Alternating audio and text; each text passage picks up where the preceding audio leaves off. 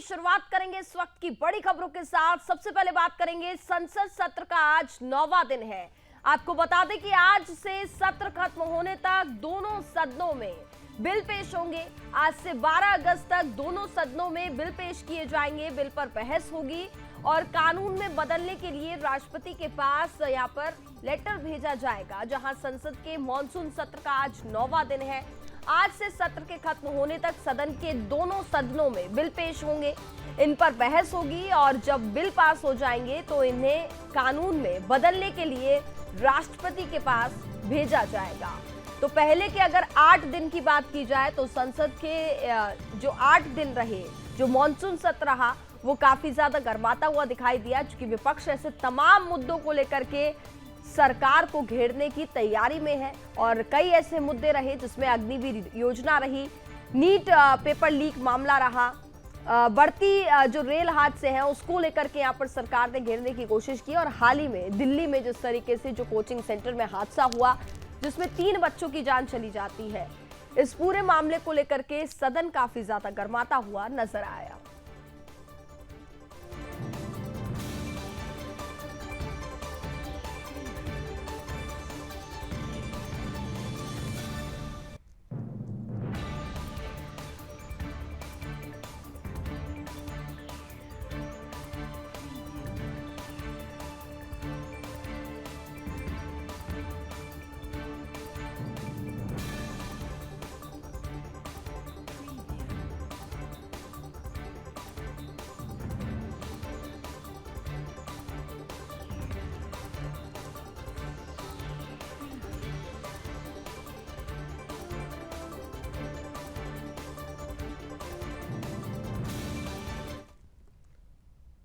कांग्रेस नेता राहुल और प्रियंका आज वायनाड दौरे पर हैं। आपको बता दें कि भूस्खलन से प्रभावित परिवारों से मुलाकात करने वाले हैं। वायनाड में लैंडस्लाइड से मौतों का आंकड़ा 250 के पार पहुंच चुका है।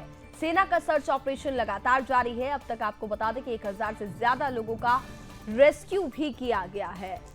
तो ये बड़ी जानकारी हम आपको दे दें, जहां वायनाड में लगातार भूस्खलन से मौतों का आंकड़ा बढ़ता जा रहा है। जिस तरीके से वहां पर त्रासदी आई, 4 गांव बाढ़ की चपेट में आ गए, जिसमें 250 से ज्यादा लोगों की मौत हो गई। और अभी भी बताया जा रहा है कि कई लोग लापता हैं, जिनको फिलहाल सर्च ऑपरेशन लगातार चलाया जा रहा है, जिनको ढूंढने का प्रयास लगातार जारी है। और इसी बीच कांग्रेस नेता राहुल गांधी और प्रियंका गांधी आज वायनाड दौरे पर हैं। लैंडस्लाइड से प्रभावित परिवारों से वो मुलाकात करने वाले हैं। वायनाड में लैंडस्लाइड से मौतों का आंकड़ा 250 के पार पहुंच गया है।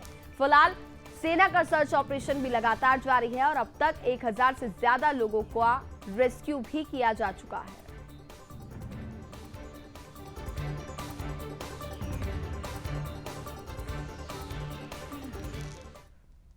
1857 के प्रथम स्वतंत्रता संग्राम में वर्तमान जनपद देवरिया के ऐतिहासिक गांव पेना की महत्वपूर्ण भूमिका रही है।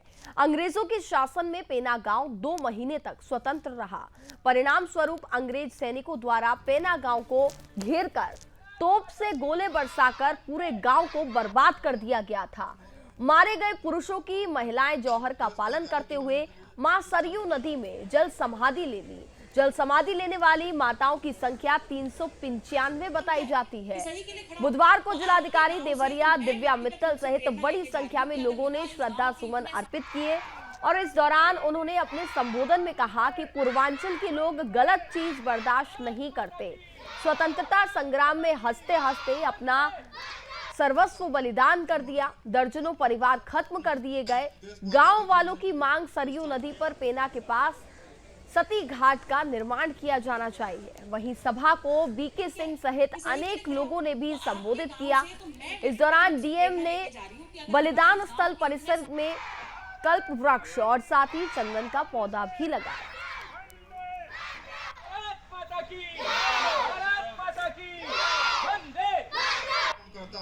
स्मारक बनाया गया है। इसके साथ साथ लोगों का ये कहना है, जो बिल्कुल जायज़ है, कि यहाँ पे क्योंकि बहुत सारी महिलाओं ने जल समाधि ली, जोहर किया, तो यहाँ पे एक घाट बनना चाहिए। जो मैं बिल्कुल इस बात से सहमत हूँ, और उनके लिए भी एक स्मारक यहाँ बनना चाहिए, क्योंकि जो उन महिलाओं ने, शायद ग्रामीण महिलाएं रही होंगी, उनका भी एक जो साहस उन्होंने किया, जिस अदम्य आत्मबल का परिचय उन्होंने दिया, वो सभी महिलाओं को, बच्चियों को, क्या पुरुषों को, सबको पता होना चाहिए, जिससे वो प्रेरणा ले सकें।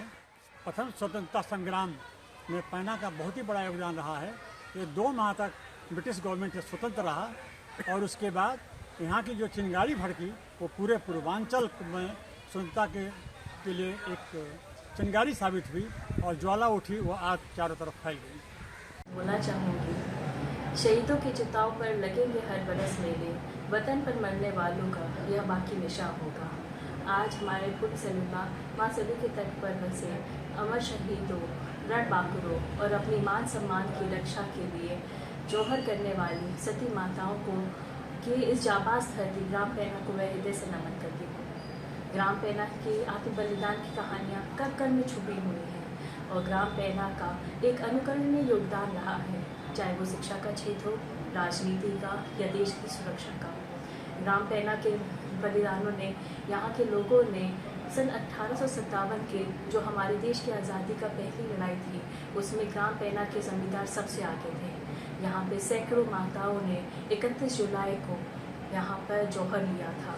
माँ सरयू की उफनती लहर में ये महिलाएं डूब गई थीं, और आज इनके पूर्ण स्मृति में यहाँ सती हड़ा सर्वविदित है, जैसा कि हम सभी जानते हैं। और इनका इतिहास इतना गौरवशाली है ग्राम पैना का, कि यह किसी परिचय का मोहताज नहीं है। आज मैं उनको शीश झुकाकर नमन करती हूँ, और अपनी वीरांगना माताओं को मैं हृदय से उनको कोटि-कोटि नमन करते हुए धन्यवाद करती हूँ। बीजेपी सांसद और पूर्व केंद्रीय मंत्री अनुराग ठाकुर ने कल लोकसभा में दिए भाषण के दौरान कांग्रेस नेता और नेता प्रतिपक्ष राहुल गांधी की जाति पूछ ली। इसको लेकर के काफी ज्यादा विवाद देखने को मिला। बीजेपी सांसद और पूर्व केंद्रीय मंत्री अनुराग ठाकुर ने कल लोकसभा में दिए भाषण के दौरान कांग्रेस नेता और नेता प्रतिपक्ष राहुल गांधी की जाति पूछ ली। उन्होंने जातिगत जनगणना के मुद्दे पर राहुल का नाम लिए बिना सवाल किया, जिन्होंने कहा कि ओबीसी जनगणना की बात बहुत की जाती है, जिसको जाति का पता नहीं वो गणना की बात करता है। अनुराग ठाकुर की इस टिप्पणी पर लोकसभा में काफी हंगामा हुआ और विपक्षी खेमे ने तीखी आपत्ति जताई। विपक्ष ने कहा कि अनुराग ठाकुर किसी से जाति कैसे पूछ सकते हैं। इसे लेकर सदन में काफी ज्यादा हंगामा मच गया। नेता प्रतिपक्ष राहुल ने अनुराग की जाति पूछने को अपना अपमान बताया और कहा कि ये उन्हें जातिगत जनगणना की अपनी मांग पर अड़े रहने से नहीं डिगा पाएंगे। जाति पर विपक्ष की इसी राजनीति पर देखिए हमारी ये खास रिपोर्ट। जिसकी जात का पता नहीं वो गणना की बात करता है। आपको जितनी गाली देनी है आप दीजिए। आपने जाति कैसे पूछ ली है बताइए बस।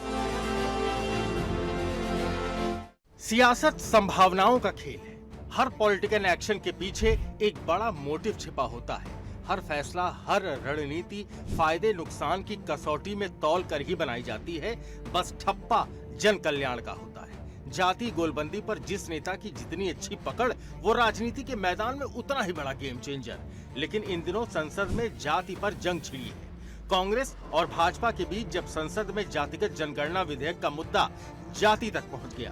बीजेपी सांसद अनुराग ठाकुर ने 30 जुलाई को लोकसभा में दिए भाषण के दौरान नेता प्रतिपक्ष राहुल गांधी की जाति पूछ ली। उन्होंने जातिगत जनगणना के मुद्दे पर राहुल का नाम लिए बिना सवाल किया। इसे लेकर संसद में हंगामा मचा हुआ है। नेता प्रतिपक्ष राहुल गांधी ने अनुराग के जाति पूछने को अपना अपमान बताया और कहा कि ये उन्हें जातिगत जनगणना की अपनी मांग पर अड़े रहने से नहीं डिगा पाएगा। विवाद में समाजवादी पार्टी के मुखिया अखिलेश यादव भी कूद पड़े। वो संसद में सत्ता पक्ष के सांसद अनुराग ठाकुर पर भड़क गए। अखिलेश यादव ने अनुराग ठाकुर की टिप्पणी पर नाराजगी जाहिर करते हुए कहा कि आप किसी की जाति कैसे पूछ सकते हैं। अब भाजपा नेता कुछ पुराने वीडियो पोस्ट करके अखिलेश यादव और राहुल गांधी को आईना दिखा रहे हैं। इन वीडियोस में अखिलेश यादव पत्रकारों की जाति पूछते नजर आ रहे हैं, तो राहुल गांधी भी रोड शो के दौरान पत्रकार से उसका नाम और मालिक तक का नाम पूछते दिख रहे हैं। भाजपा सवाल उठा रही है कि अखिलेश का कौन सा चेहरा असली है? फिलहाल विवाद जाति पूछने को लेकर है। कांग्रेस का कहना है कि अनुराग ठाकुर ने जिसकी कोई जाति नहीं वाला बयान राहुल गांधी को टारगेट करने के लिए किया था, लेकिन विडंबना यह है कि संसद में मौजूद अधिकतर नेता चुनावों में जाति के आधार पर चुनकर आए हैं। अखिलेश यादव पिछड़ा दलित अल्पसंख्यक यानी पीडीए की नाव पर सवार होकर संसद पहुंचे हैं। पिछले लोकसभा चुनाव से पहले राहुल गांधी भी चुनावी सभाओं में जनेऊ दिखा चुके हैं। उन्होंने खुद को दत्तात्रेय गोत्र और कौल ब्राह्मण जाति का बताया था। सदन में मौजूद अधिकतर सांसद मराठा, ओबीसी, ब्राह्मण, ठाकुर, दलित और अल्पसंख्यक का झंडा लेकर ही विभिन्न राज्यों से दिल्ली पहुंचे हैं। जब नेता खुलकर जाति के नाम पर वोट मांगते हैं तो बोलने में हर्ज क्या है? सवाल यह है कि राहुल गांधी को अपनी जाति बताने में शर्म क्यों आ रही है? उनकी जाति में छिपाने जैसा क्या है जिस पर वो इस कदर आग बबूला हो गए? ये तक कह गए कि मुझे गाली दी गई। और सबसे बड़ा सवाल ये कि जाति पर दोहरा चरित्र क्यों?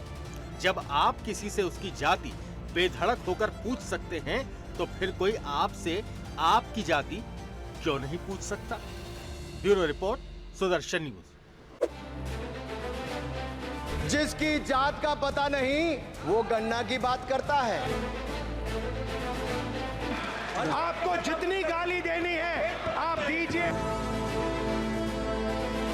आपने जाति कैसे पूछ ली ये बताइए बस।